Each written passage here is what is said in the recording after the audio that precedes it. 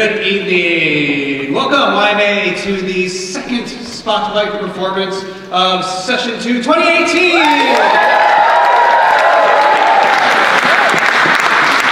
Parents, friends, and family, welcome to this special treat of an evening. Tomorrow is our final performance at 3:30 p.m., so please come back and join us for that. It'll be a wonderful time. If you have a cell phone, please put it on airplane mode or vibrate or some sort of a quiet function. If you are going to use that to take pictures or you're going to use your camera, please make sure that your flash is turned off. Tonight we have our creative writing and devised performance will be taking place on this stage. After, we will have some showings over in our art building. I'll have more information for you after the performances. Also, we have this beautiful zine. How awesome is this? Wonderful piece of art and writing that our students have put together. It will be for sale for only $1 after the performance. Not too many of them left, so you can find them outside after we're done.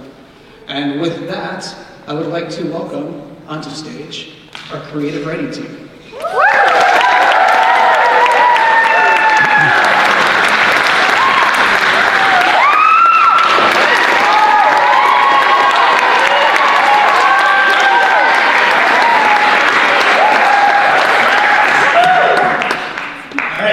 Good evening, everyone, and welcome to the Creative Writing Showcase for 2018. Tonight we'll be hearing a collection of prose, poetry, and shorter pieces that we couldn't really define that well. We want to remind you of two things before we start. The first is to check out our zine. As Neil stated, we have this lovely zine presented with us, and the zine is comprised mostly of works from the first week of camp, while our show tonight is comprised mostly of works made in the second week of camp. So, if you want to get the full creative writing experience, make sure to pick up one of those zines. The second thing we'd like to ask you to do is to please hold any applause you have until the very end of the show. Make sure we don't mess up the flow of our writers. All right, without further ado, let's get started. I never knew a constellation could vanish, that a star could extinguish, and after the last shreds of light had fluttered through space, make its absence known on Earth. I understood that. But Orion being yanked down by his starry ankles into the turbid, inky blackness, that's what scared me. It made me want to sink my hand into the ether, to reach up and pull Orion to the surface. I watched the bruise of sunset lap at the horizon, and I held out my hand. Lost. I never knew a constellation could vanish. Orion's glittering belt has disappeared into the night sky. Where had he gone? He used to reflect into the backwater and create dazzling curtains. The reeds gazed at his big muscles. Orion held his sword high. Little balls of fire had created a hero, a story, a legend. Then disappeared with no one to remember him. Frogs chirped in crescendos of darkness. Lovers lay in the grass, pointing out stars to each other.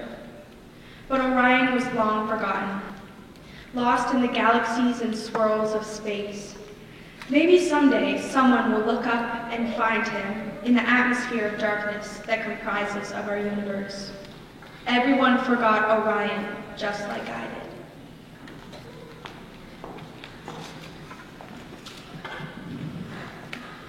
The wildfire in his eyes jumped out of his devil's face. It landed in my body and scalded me from the inside out. The first thing to go was my toes. They crystallized and then crumbled into the air. Then the rest of my feet did the same. I stumbled around, aimless and unbalanced, hollering for help. But then the fire consumed my mouth. My fingers clutched my chest. It tightened with every breath I took.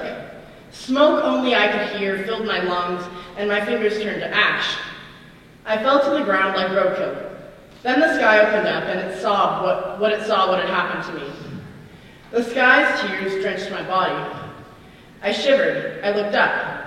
I hoped to make eye contact with my savior, the night sky. Clouds I'd never seen before blanketed Earth's black ceiling, hiding the stars from me. I never knew a constellation could vanish. I'm thankful for the rain.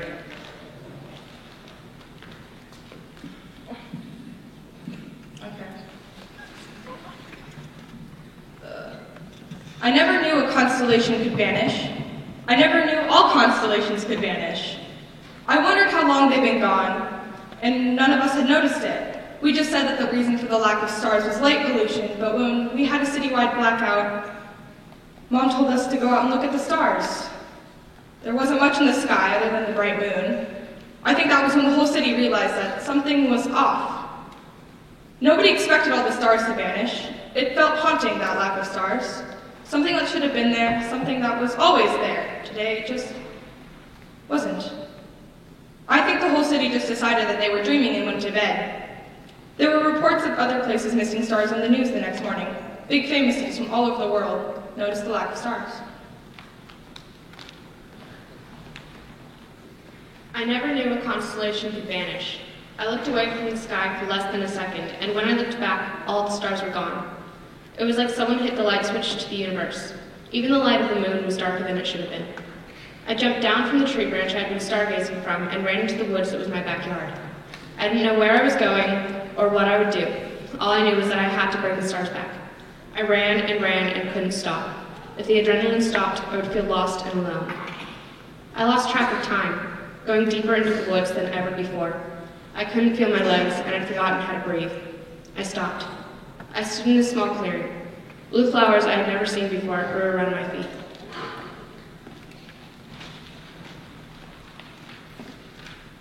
I never knew a constellation could vanish. As watchman of the gods, I had seen many a strange thing in the almost 2 millennia since my birth. But this by far was the strangest thing I'd ever witnessed. Feeling my whole body tense as the lights of Cetus blinked out of existence one by one, and I was tempted to blow the sacred gale horn, though Ragnarok was not upon us. Remembering with a horrible Jormungandr poison feeling in my chest, I directed my all-seeing gaze past the walls of Asgard, past Buckingham Palace, past the Louvre, past the Eiffel Tower, past the Vatican, all the way to the coast of Ethiopia, where a massive hurricane began to form around a monster. Its whale-like head shot storm clouds from its spouts, its angry golden eyes fixed on mine, and I was forced to look away. I grudgingly summoned Hermes from the Greek pantheon. Alert all the pantheons that it has begun. He left me standing on Bifrost, rainbow light playing off my armor.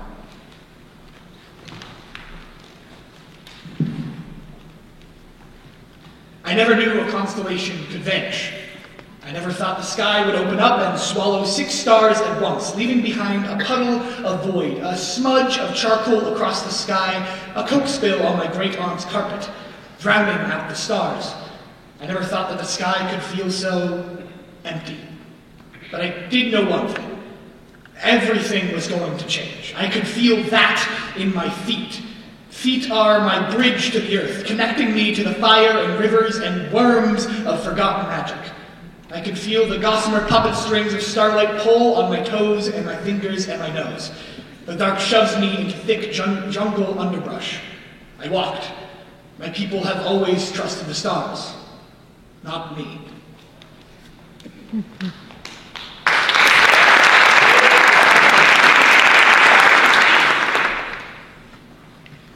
Leave the nest. The only thing left of yours in this house is a figurine of a robin, sitting on the dry wooden palm of your old china cabinet. The robin has always made me uneasy, though truly I haven't had the courage to confront it, even to touch it. The rest of your belongings are out in the shed under a bedsheet. They're playing at the image of a ghost. I think I hate this bird. It clumps itself as if it's resisting the burning slap of winter, like it never left the nest to fly south when it should have. This house has no internal heating. The walls loom like snow-crusted trees. I'm frostbitten by your absence. I put the house up for sale yesterday. When I went to pack the robin, it had broken in two.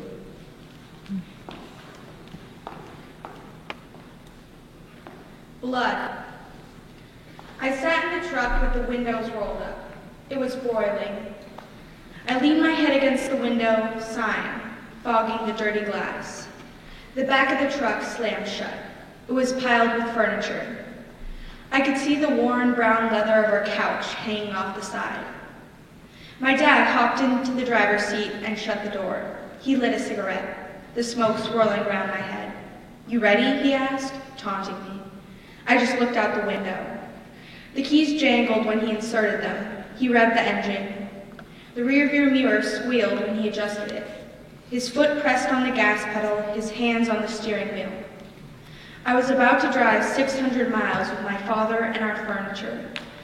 At least we weren't traveling 60,000 miles like the distance of blood vessels inside the human body. The blood cells like traffic on I-54.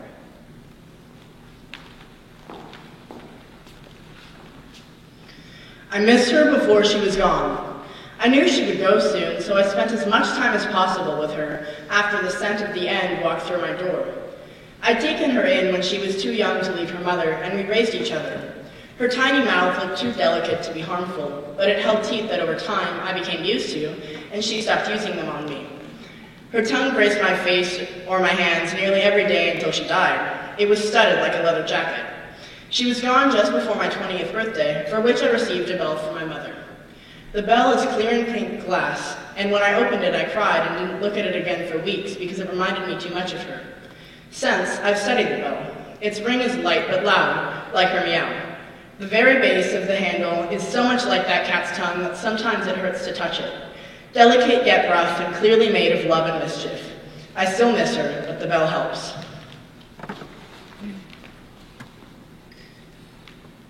Every time. Okay. The museum is both quieter and louder than I thought it would be. It's also less boring. A lot of young folk talk about how boring museums are, and how their only fun is at the gift shop, but I would come here again. There are lots of people here, lots of people from all over, and we all walk around this one huge big building together. I'm a slow walker, but museums are perfect for slow walkers. Stairs are a bit challenging to walk up, but this nice young woman made sure I got up all right. There was this one painting of two laborers sleeping in the sun. It touched me. It was so simple, the way that they lay together in the hay in the sun. It made my heart happy. The text is small on paintings, and it's in both Dutch and English. I'm glad I went to the Van Gogh Museum at my age. I feel like I understand this much better than a young person. Once there was a girl with hummingbird wings. She wanted more than anything to see the stars, but where she lived, the stars never shone. So she flew north to the land of river roses. That night, when the sun set, she saw the stars shining in the sky for the first time. They were like crystals, a bonfire burning in the sky, the sun shining on the water. She spread her hummingbird wings and darted through the stars. She is complete, happy, stronger. Her hummingbird wings have grown stars of their own. 10-year-old at the Van Gogh Museum of Art. I went to the Van Gogh Museum for summer vacation. It was so stupid. I really don't know why Mom and Dad took me and Emily to some dumb museum in Hamsterville or whatever. The food was weird. No cheeseburgers. That was annoying. Anyhow, the museum was dumb. There were a bunch of old dudes and ladies in the museum all standing around paintings, and they were like, "Oh, so classy," or something like that. Some of them were speaking in some sort of weird foreign language. As a matter of fact, when I wandered off to another section of the museum, a man in a black suit came up to me and was like, "Bonjour, baguette, would you like some spaghetti?" And I said, "No habla español." As I was looking for the gift shop, I actually found a cool painting. The dude in the painting looked like Jesus. Like Jesus had been a fireman. There were a lot of gold and yellow things in the painting, and too much blue as well. Didn't match.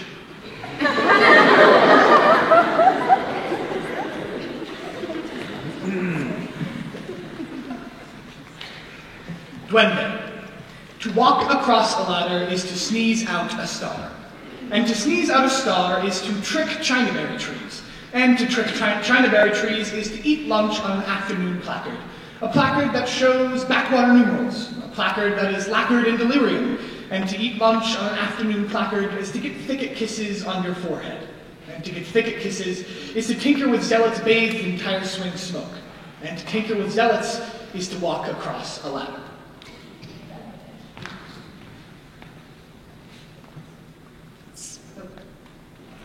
Stormy day. The greatest speed a falling raindrop can hit you at is 18 miles per hour. 18. When the clouds have bundled up the heavens and your skin is sopping over your bones, 18 is a bullet hole. Drops of water roll through my eyes and down my cheeks. The sky of New York City is falling, and it doesn't really matter.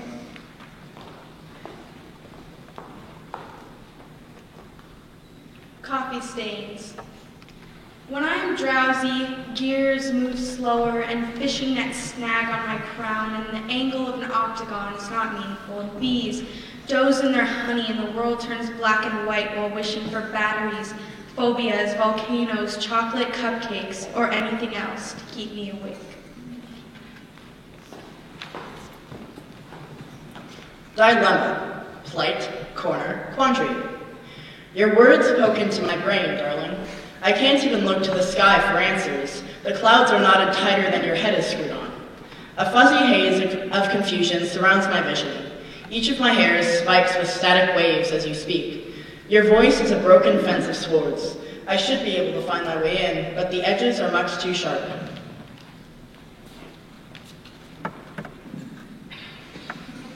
All right, guys, take 3. Carl doesn't like to leave his crummy little apartment other than to get TV meals. He likes to sit in front of his TV and watch anything. He only likes to sit and stare at his screen. He eats TV breakfasts, TV lunches, and TV dinners. Today, Carl's TV would not connect to anything. This is usually a sign for him to go grocery shopping, but he still has enough TV meals to last him another week and a half.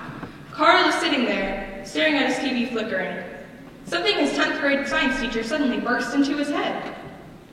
Somewhere in that flicker of a badly tuned TV set is the background radiation from the Big Bang. Radiation. That's bad, isn't it? Carl had heard that radiation causes cancer. Is he going to get cancer from the TV? Carl doesn't really want to get cancer. He clicks off the TV and sits in his dank, dark living room. It stinks in his living room. He switches on a light. Piles of trash come up to his ankles. He decides that he doesn't need any of it. He stands up and waits for the trash to get a trash bag. He opens the windows and the curtains and spies a girl with peach pink hair. The nothing. Most days living in the valley was beautiful. The sun was shining bright. The entire village was enjoying themselves around the river. I led the children around like a marching band. It was paradise. But one day, the nothing reached our world. The crops turned to dust. The river dried up. Even the band could no longer play.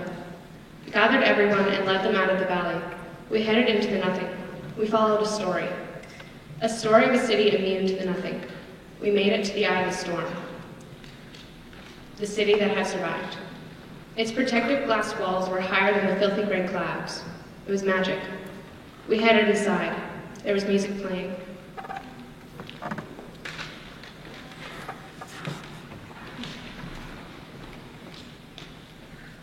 Joy dances through the forest of his house, playing with the naiads and nymphs that live in the old growth. His thin owl face glows in the dappled light, his skin tinted green. He steps down the path to the house of his daughters, his feet never making a sound. A Victorian mansion in the center of the forest, home of joy, bliss, and felicity. Joy's sister is love, a shapeshifter with many forms. Anger is Joy's brother.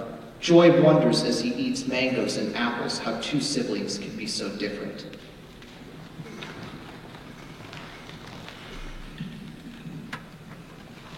Uncertainty in 3 parts.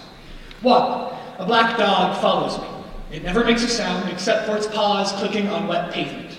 At night, when I sleep, it sits to my left and stares at me with eyes that blink once an hour. 2. A boy looks at me and smiles, showing 3 missing teeth. He grips the novel that is much too big for an 8-year-old and turns away from me. He walks away. Every 3rd step, he skips. 3. I ask you for a dance. You accept. You have eyes the color of the sky before a storm of flecks of gold that shine like my grandmother's locket. I stumble across the dance floor, feet lost in feet. 1, 2, 3, 1, 2, 3. We look into each other's eyes and laugh. We've both forgotten who was leading. And we fall into the waltz.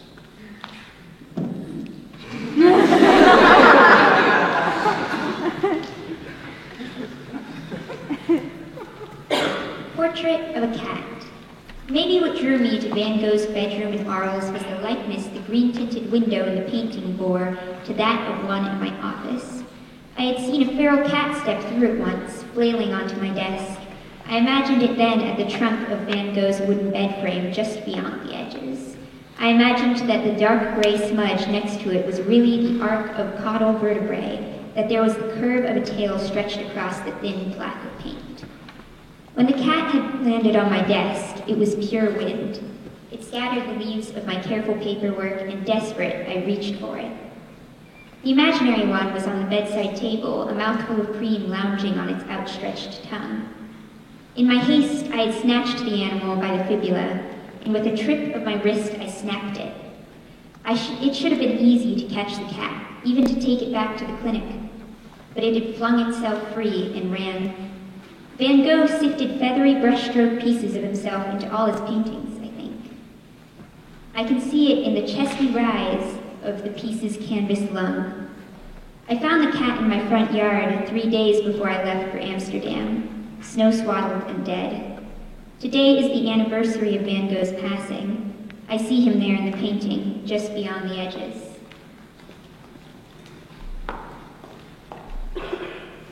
The basket. A pink horizon rises as he chops off the bendable branches of a young tree. He puts the branches in his brown bucket that used to be white and carries the bucket to his stall at the market. Ripe bananas and hand-woven fabric scraps litter the ground. His stall is a wooden cart with a piece of cloth overhead for shade. He lays the boughs on the dirt and overturns his bucket and sits on it. He bends the branches into tree rings around his heart. He coils copper around the branches like the second hand around a clock. His worn and calloused hands guide the flexible branches into a penumbra. He sets the basket on his stall.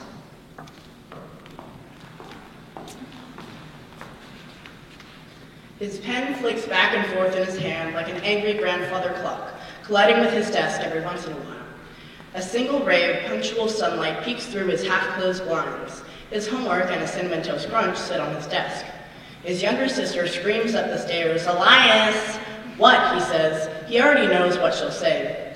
He gets up and goes to the top of the stairs. He makes eye contact with Raina, and she pouts. He clomps down the stairs in his combat boots hard enough that the railing shakes. The boots are a compromise between his usual lazy dressing style and getting yelled at by his parents for being disrespectful. He polishes them weekly. His mother and father are waiting at the door. A cross-stitched quote hangs above the doorframe. It reads, "You will find love in God." He's always wanted to smash it in. Maybe he will someday, or maybe the quote will prove itself to be true. They make their way to the car, and Raina hops in after Elias.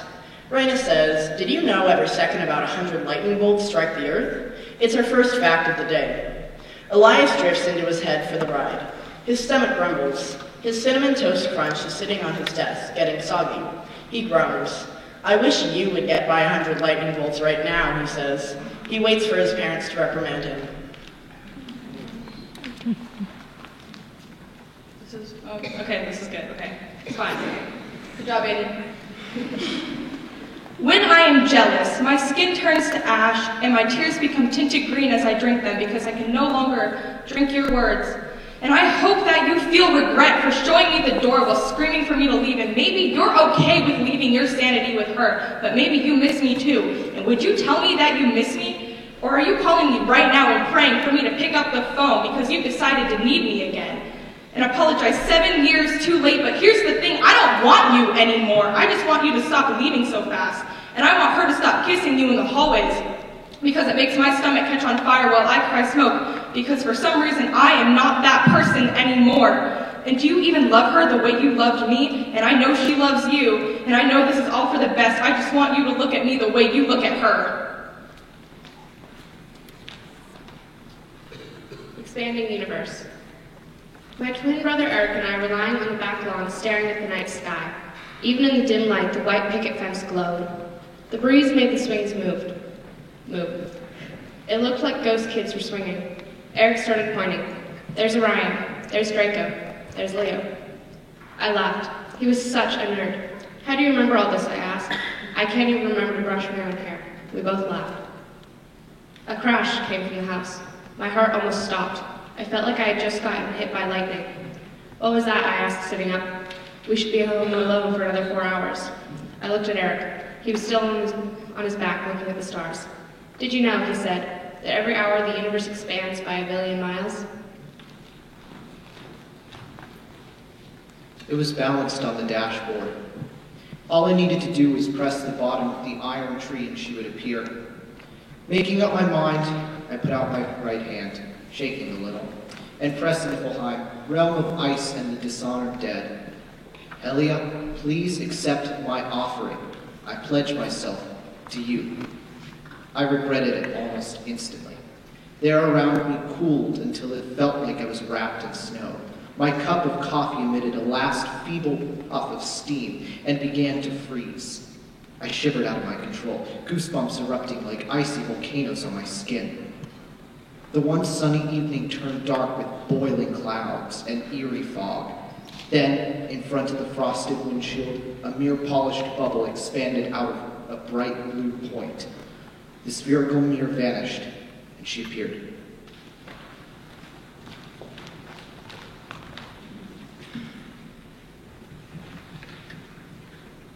One small circle of a life. They ambled around the empty parking lot like a compass caught in a magnetic storm. She spoke with zealot gusto, lecturing on the perfect way to boil an egg. He checked his wristwatch, stepping off the train onto snowy gravel.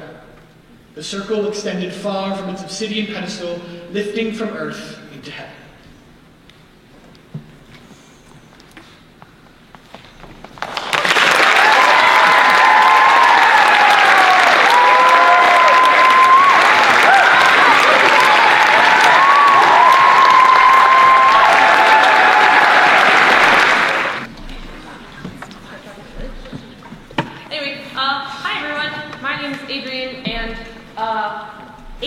Somewhere out here, and we are the counselors in charge of the elective devised performance. Nicole helps supervise. So this is a show, a 10-minute show that was devised, one might say, by all the students in our class. And Aiden and I just sort of helped streamline the whole process. All the music was written by Trevor, and everyone else acts in it. So we hope you enjoy.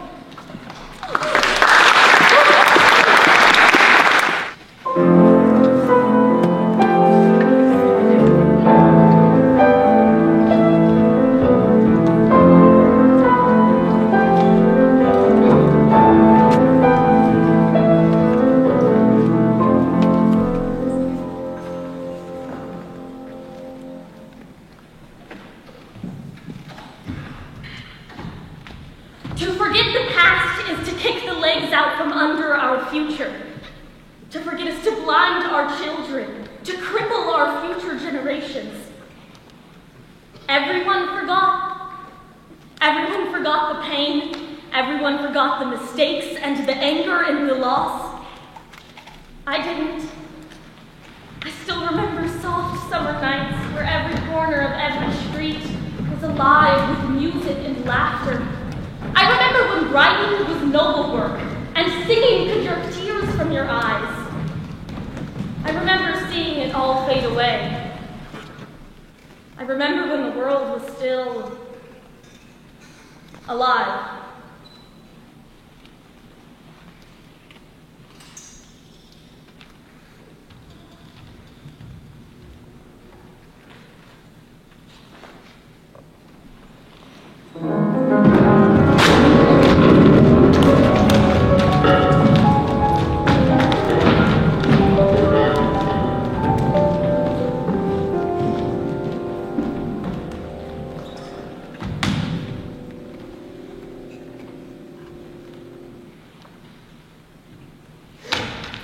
Where am I? Who are you? These are the questions you ask? In a place of infinite knowledge. You are in the library. The beginning, the end, and the center of everything. What are you talking about? Interesting. Where did you come here without prior knowledge of the library? How did you get here? I found a book. The inside of A careless patron. Former patron. Enough! Stop talking in riddles. What is this place? Then why did a book bring me here? She clearly doesn't listen. We've already told you the library. Each book is a world. And every world belongs with the library. Every book is a world? What does that It'll be easier to show you. Follow us.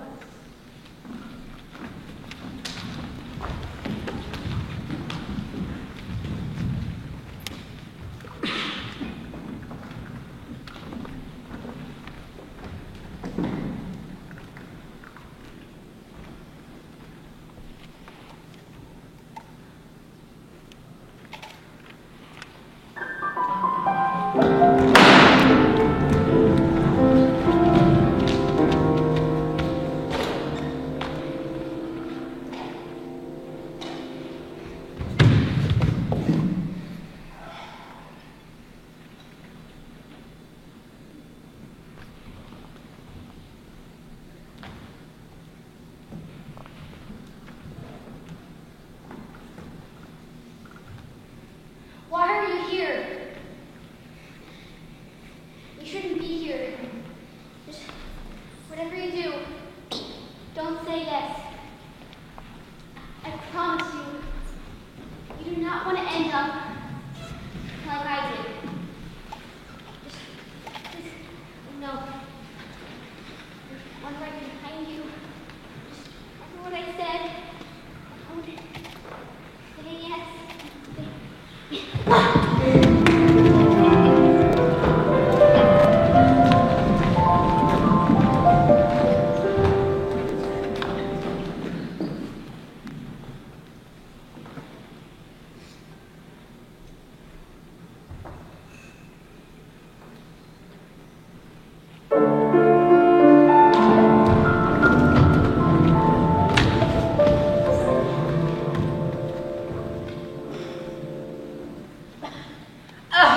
These tea cakes are absolutely scrumptious.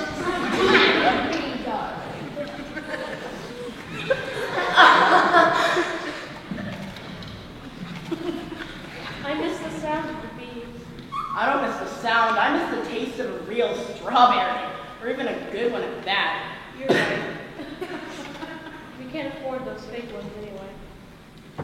Praise the Queen! We give this bite as an offering. I'm so glad you joined the church.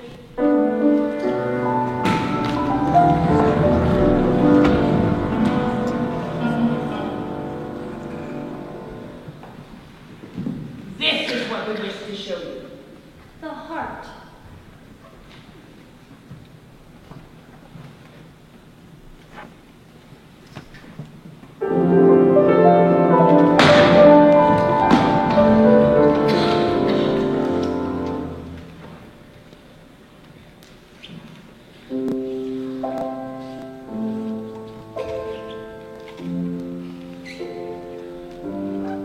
How can you sit there with your eyes wide?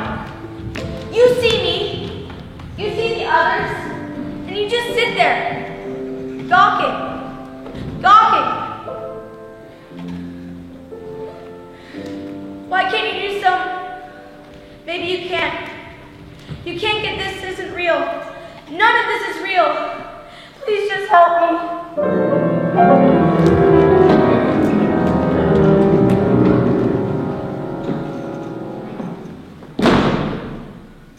This is what we wish to show you.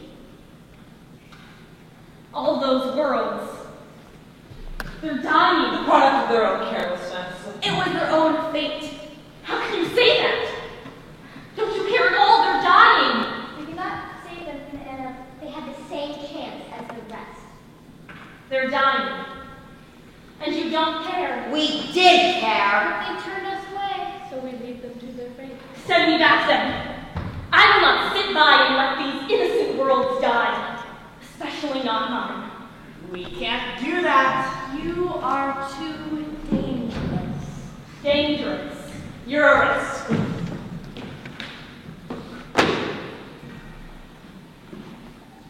Your compassion makes you dangerous.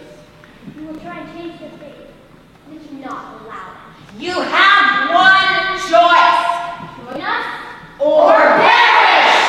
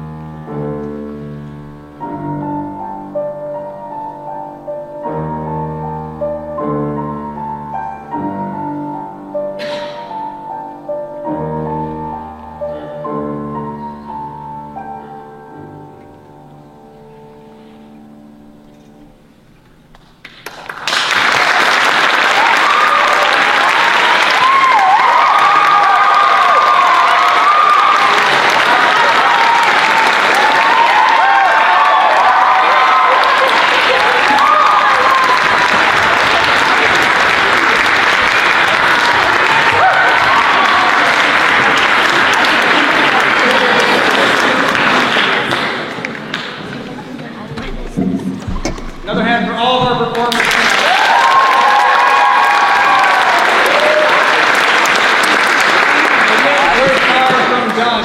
On your way out, don't forget, one of these available for $1. Head across the way to the other side of the quad. Listen to some beautiful music as you cross, and join us for an exhibit with our visual artist and photographer.